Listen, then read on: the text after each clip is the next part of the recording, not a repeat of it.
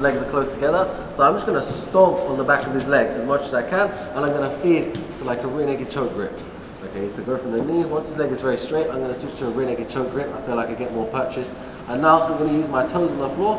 I'm going to start to turn myself belly down, and then feed my legs in to an inside Ashley position. So obviously, when people are sparring, they never stay like this. Like he would never stay here. He would be backstepping. So when we get to, if we go back one stage, let's say we're here and his legs are close together. If I have time to step on his knee before I bring my foot inside, so basically my general sequence will be his legs are close together. I can't fit my foot inside because there's just no space. I'm going to kick his leg. If he keeps pushing back into me with his leg, right, this is good for me. I can use that tension to try to like improve my position. He's basically wasting time. Right?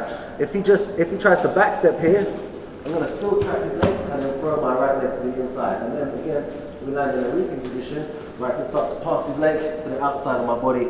And now you have a good opportunity to finish. If I can get my toes under his butt cheek all the way, that's even better. Sometimes it's going to land on the opposite side.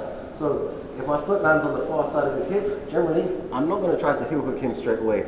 Because as you go to apply the heel hook, he can start to load weight into you, and then he can start to cut around the angle and escape his right leg. Okay, so if we go back, if my foot's under his other butt cheek like here, now he can't really put weight into me because he can't spin away. So it's going to be much better to just go straight for the heel with two hands. So two scenarios. A lot of the time as well, let's say I do this move, I would have landed here. I'll just wiggle my toe under, like people aren't really switched on, and they just let you put your foot under the far side. Okay, now from this position, just make sure you don't just kind of let go and try and pass the leg across, because he'll just shrimp out and escape his leg. So, because I only have this grip, right? This isn't a great grip. I'm going to press the knee upwards into my thigh, and then I'm going to feed my hand through. Now I can catch my own thigh and bend his leg, and you can start to look to attack outside heel hook, wrist to wrist, and just bridge to get your finish. So I'll just show that one more time, right? Basically, we're trying to predict the back step and stomp on the back of his knee. So like this scenario, see that I'm trying to fish my leg in, but he just back steps anyway. Okay, now I'm going to track the back step, tuck my foot in, and ideally, that's like ideal scenario, right? I got both my legs in before he even landed on the floor. A lot of the time they back step so fast that you have a stomp on their leg, then you chuck your second leg in, and now I'm going to point my toes and retract my legs. Okay, now from this position, press his foot in the direction of his knee and then feed your hand through elbow deep. You need to make sure, yeah, see here, like he's spinning his leg out so he doesn't get injured, but you need to make sure you have like knee bar tension, or else they're just gonna run away. So let's look at this scenario now. My foot's on the far side, right? If I just go for the heel, he's gonna post to my shin with his left hand. He's gonna drive into me, applying body weight, and he'll free himself very easily. So let's go back. So when my foot is on the second side, I need to kick and sit up and try to control the second leg. And now, if my partner starts to hand fight my hand on his knee, then I'll go straight back for the heel, and then I'll let go of the heel in my own time, okay?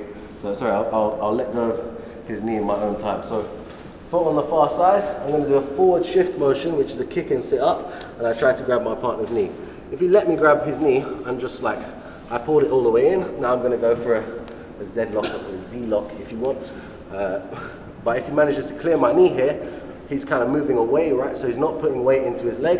That's a perfect time for me to capture the heel. And now I'm gonna have to finish with a roll through as well. But once you get heel exposure, you can finish there. Okay, and we'll just do the mechanics on finishing another time. If you already know how to finish an outside heel hook, by all means, just drill away. But basically, foot on the close hip, go straight for the heel with two hands, because it's gonna be hard for them to hide the heel or turn away.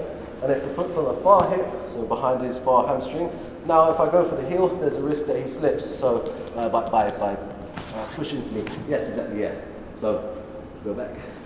So if your feet are behind the far hamstring, kick and sit up, capture that far leg. Ideally, I pull the leg all the way in and I start to attack my Z lock. But most of the time, you start to go for their second leg and they start to turn. I still have a grip on the foot.